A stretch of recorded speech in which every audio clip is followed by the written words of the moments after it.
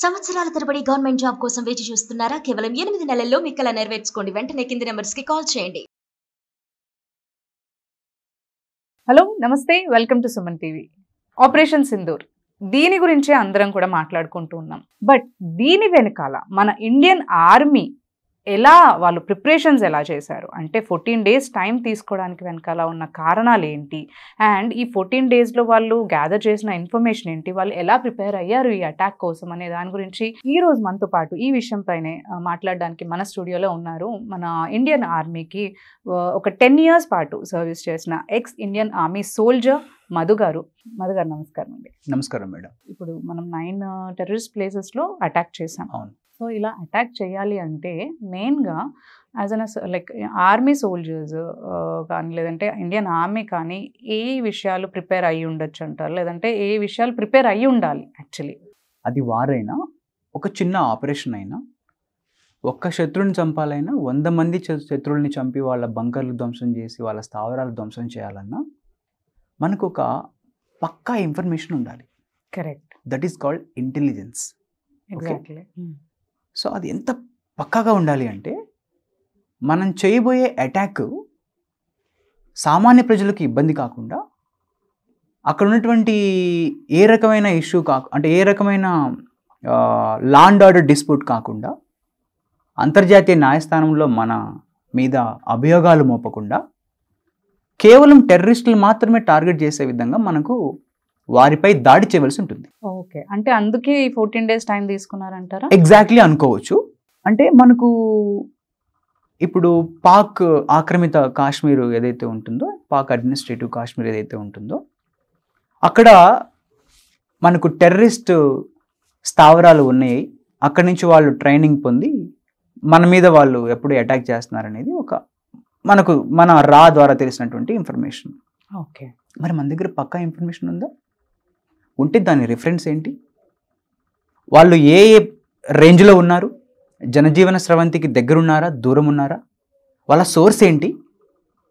So శత్రువు యొక్క స్థలమే కాదు, శత్రువుకి వచ్చేటువంటి సోర్స్ ఏంటి, వాడెలా బ్రతుకుతున్నాడు, వాడికి ఆయుధాలు ఎవరు సరఫరా చేస్తున్నారు, ట్రైనింగ్ ఎవరు ఇస్తున్నారు, మరి ఆ ట్రైనింగ్ ఇచ్చిన తర్వాత వాళ్ళు ఇన్ఫిల్ట్రేటెడ్ ఎలా అవుతున్నారు, అంటే మన దాంట్లోకి మన భూభాగంలోకి ఎలా చొరబడుతున్నారు, ఇదంతా కూడా ఒక ఇంటెలిజెన్స్ వ్యవస్థకు సంబంధించిన అంశం.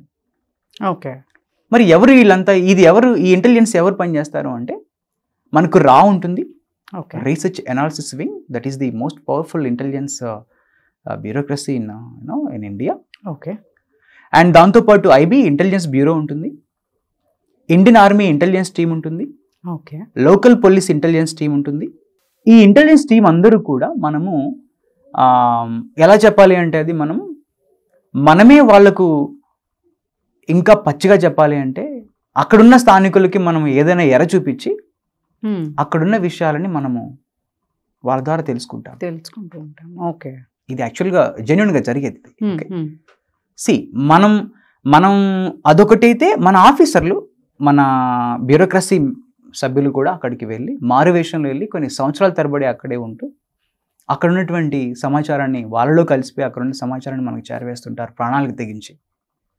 ఇదంతా ఒక బ్రేవరీ, ఒక different subject for the common people. Exactly. So అంటే నార్మల్గా మూవీస్లో చూస్తాం ఇలాంటివన్నీ, ఇంచుమించు అలాగే ఉంటుంది. సో ఇంత పటిష్టమైన ఇన్ఫర్మేషన్ మనకు వస్తేనే ఆ పకడ్బందీ హమలా ఏదైతే ఉంటుందో అది మనం చేయగలుగుతాం. అందుకోసమని టైం తీసుకున్నారు అని నేను అనుకుంటున్నాను. అట్ ద సేమ్ టైం ఏంటంటే ఈ గ్యాప్లో కొంత వాళ్ళ మీద ఆర్థిక పరమైనటువంటి వార్ చేసాం మనం. కొన్ని ట్యాక్స్లు అవి కొన్ని పెంచడము, కొన్ని ఎక్స్పోర్ట్ ఆపేయడం, నదీ మార్గాలు వాళ్ళకు, నదీ నీళ్ళని వాళ్ళకు మనం సింధు నది జలాలని మనం కట్ చేయడం జరిగింది. కొన్ని ఒప్పందాలు రద్దు చేసుకున్నాం. అంటే ఇది ఒక రకమైనటువంటి వే. ఓకే, బట్ అల్టిమేట్గా మీరు అడిగిన దానికైతే ఒక పటిష్టమైన బలమైన ఇంటెలిజెన్స్ వ్యవస్థ లేకుండా ఏ దేశంలో కూడా ఆ దేశం సుఖంగా ప్రశాంతంగా ఉండలేదు. సో ఇప్పుడు ఈ 14 days టైం తీసుకున్నదే ప్రాపర్ అంటే కరెక్ట్ అంటారా? అంటే ఈ టైం తీసుకుని చేయడమే అప్రోప్రియేట్ అంటారా యాక్చువల్లీ? ఒక జవాన్గా నాకున్న అవగాహన బేస్ చేసుకొని సామాన్య ప్రజలకు ప్రాణ నష్టం కలగకుండా ఆపరేషన్ చేయాలి అనుకున్నటువంటి ఒక ఆదర్శ మార్గమైనటువంటి అంశం ఇది. అంటే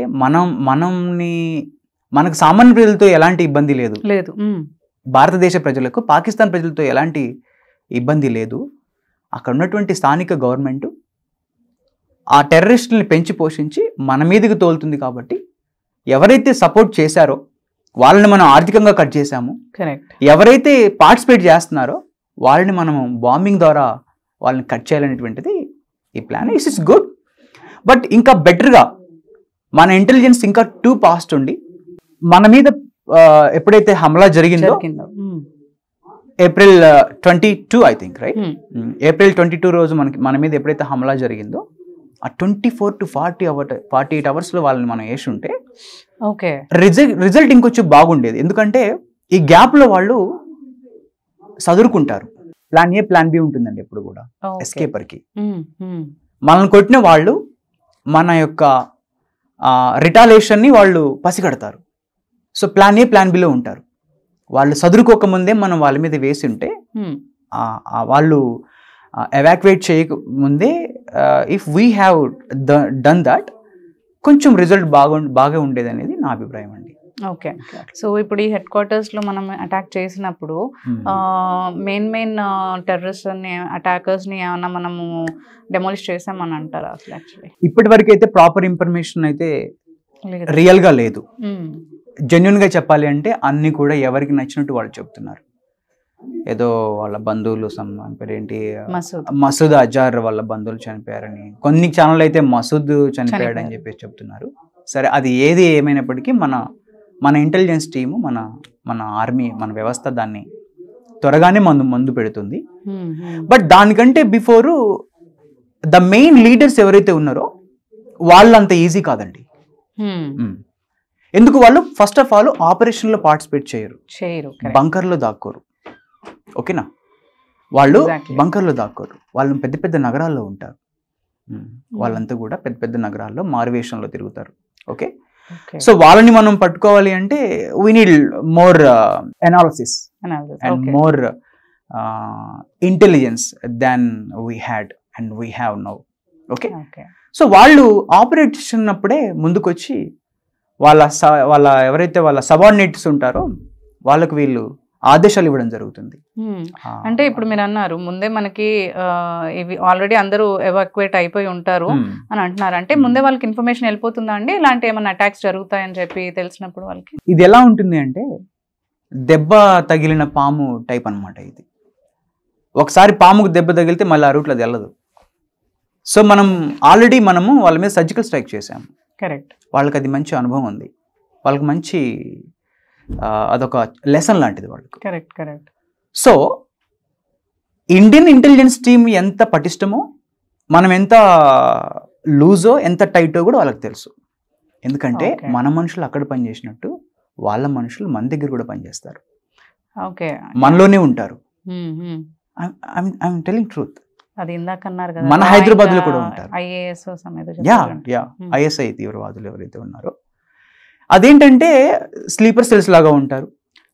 సానుభూతి పరులు ఉంటారు, సపోర్ట్ ఇచ్చే వాళ్ళు ఉంటారు. పుల్వామా అటాక్ ఉత్తగానే జరగలేదు కదండి. అక్కడ ఉన్న స్థానికులు సాయం చేయకుండానే అది జరిగిందా? How did they get the weapons?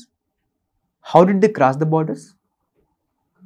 How did they got the motivation? వాళ్ళకి ఆ మోటివేషన్ ఎలా వచ్చింది? అంటే ఎక్కడో ఉన్న అజార్ మసూద్ వీళ్ళని వీడియో కాల్ ద్వారా ఆపరేట్ చేసి పంపిస్తే అయిపోయిందా? వీళ్ళ మార్గం సుగమం అవడం కోసం ఎంతమంది వీళ్ళకి సాయం చేసి ఉంటారు. వాళ్ళు పసి కట్టారు. వాళ్ళ బంకర్లని వాళ్ళ స్థావరాలని ఎవాక్యువేట్ చేసి కూడా వెళ్ళిపోవడం జరిగింది కొంతవరకు. అది ఎంత మేరకు అనేది మనం క్లారిటీగా చెప్పాలి. కూడా వాళ్ళ మనుషులు ఉంటారు కాబట్టి ఆల్రెడీ ఇన్ఫర్మేషన్ వెళ్ళిపోయింది అంటారు. ఎగ్జాక్ట్లీ ఇండియా విల్ అటాక్ అనేది they sensed it. Okay. And ఈ టైంలోనే చేస్తారని కూడా తెలిసిపోయి ఉంటుంది. మోస్ట్ ప్రాబబ్లీ మనం ఇలా అని చెప్పడానికి లేదు, ఈ టైంకి అని చెప్పడం ఖచ్చితంగా మనం చెప్పలేకపోవచ్చు. బట్ అటాక్ చేస్తారని తెలిసిన వాళ్ళు అక్కడ ఎందుకు కూర్చుంటారండి? కరెక్ట్. వాళ్ళ స్థావరాలని మనం చెదరగొట్టామే కానీ అసలైన లీడర్లని, అసలైన వాళ్ళ వ్యవస్థని మనం మేబీ వాళ్ళ బంకర్లని, వాళ్ళ మందుగుండు సామాగ్రిని, వాళ్ళు ఆక్యుపై చేసుకున్నటువంటి ఆ ప్రాంతాన్ని మనం బాంబ్స్తో డిస్ట్రాయ్ చేసి ఉంటామేమో, కానీ అసలు సిసలైన లీడర్లని కొంచెం కష్టమండి. కష్టం అంటారు. నేను మీకు చెప్పినట్టు ఆపరేషన్లో ఎప్పుడు కూడా లీడర్ అంటే వాడు ముందు ఉండడు, వాళ్ళంతా కూడా వెనక ఉండి వాళ్ళ భావాజాలాన్ని నడిపిస్తుంటారు. సో దట్స్ వెరీ ఇంపార్టెంట్, అక్కడ మనం తెలుసుకోవాల్సింది. Coming to the second point, మీరు అడిగారు కదా వై పుల్వామా అని. జమ్మూ కాశ్మీర్లో ఒక 6 జిల్లాలు ఉంటాయండి. ముఖ్యంగా the most extremist like affected, terrorist affected areas like Baramulla, Kupwara, Anantnag, Dras సెక్టార్లో ఉన్నటువంటి పూంచ్ ఏరియా, అదంతా కూడా ఆ బెల్ట్ అంతా కూడా పాకిస్తాన్ని, ఆఫ్ఘనిస్తాన్ని ఆనుకొని ఉన్న బెల్ట్. మళ్ళీ లే లదాఖ్ కాదు, ఎందుకంటే లే లదాఖ్ కంప్లీట్ కూడా అది హై ఆల్టిట్యూడ్ ఏరియా. అండ్ అక్కడికి ఇన్ఫ్లేట్ అవ్వడానికి కూడా వాళ్ళకి ఏమీ లేదు. అంటే వాళ్ళ నుంచి మళ్ళీ కింది ట్రావెల్ చేసేలో మనల్ని కొట్టేస్తారు. చాలా పెద్ద భూభాగం అది, ఫెసిలిటీస్ లేని భూభాగం అది. సో అటు పోలేరు వాళ్ళు. వాళ్ళకి ఫెసిలిటీస్ ఉంది. కాశ్మీరీ అనే తెగ ఉన్నది కూడా మీకు శ్రీనగర్కి పైన ఎక్కువ ఉంటారు. శ్రీనగర్కి పైన మనం, మీరు జమ్మూ నుంచి మనం ఉదంపూర్ నుంచి కానీ మనం వెళ్తే శ్రీనగర్కి పై భాగాల్లో ఎక్కువ మనకు కాశ్మీరీస్ ఉంటారు, కింద భాగాల్లో హిందూస్ ఉంటారు.